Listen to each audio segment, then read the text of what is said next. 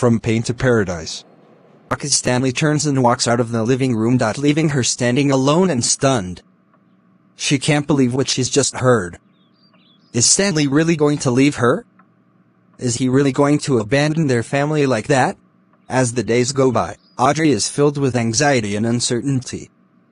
She doesn't know what's going to happen, or what the future holds. But as she looks around at her children, and at the life they've built together, she knows that she's strong enough to face whatever comes next. And then, one day, Stanley comes home with a suitcase in his hand. "I'm leaving," he says, his voice cold and detached. "I'm going to go stay with my brother for a while, and then I'll figure out what I'm going to do next." Audrey feels a pang of sadness and loss, but she's also filled with a sense of relief and liberation. She's finally free from Stanley's abuse and neglect, and she can start to build a new life for herself and her children. "You know, I never thought I'd say this, but I think I'm going to miss you." "I'm going to miss you too, Stanley. But I'm not going to miss the way you treated me. I'm not going to miss the pain and the suffering you caused me." "I'm sorry, Audrey. I was wrong to treat you the way I did. I was wrong to make you feel like you were nothing." "You were wrong, Stanley. But I forgive you. I forgive you because I need to move on, and I need to be free of the past." "Thank you, Audrey. Thank you for forgiving me." "It's not for you, Stanley. It's for me. It's for my own healing and my own freedom." "I understand. Well, I'll be going then." "Yes, you should go.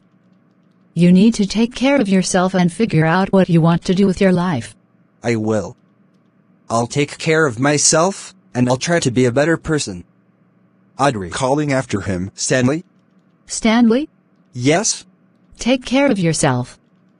And don't forget to love yourself." "I will. And I'll never forget what you taught me, Audrey. You taught me that I'm capable of change, and that I'm worthy of love and respect." "I'm glad I could teach you something, Stanley." "Me too, Audrey." "Me too." Stanley turns and walks out the door, leaving Audrey feeling a sense of closure and new beginnings. She takes a deep breath, feeling the weight of the past lifting off her shoulders. She knows that she's ready to move on, and to start a new chapter in her life. "I did it. I finally did it. I took back my power, and I started to heal." She walks over to the window, looking out at the sunshine and the beautiful day. She feels a sense of hope and optimism, knowing that she has a bright future ahead of her. Just then, the doorbell rings. Audrey's heart skips a beat as she wonders I'm ready for whatever comes next. I'm ready to live my life, and to be happy. Good afternoon, Clara, parents and parents-to-be. I and my husband stay in different states. I'm in a bit of a difficult situation, and I was hoping to seek your advice. My marriage has been suffering lately, and I think it's because of a lack of communication between my husband and me.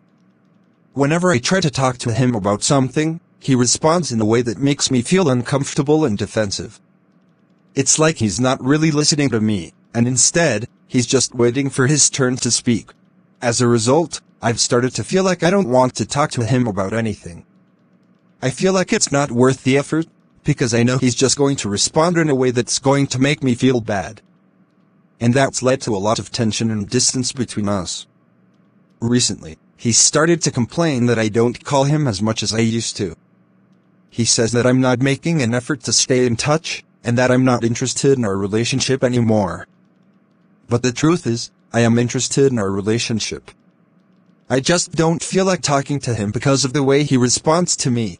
And to make matters worse, he's started to suspect that I'm seeing someone else.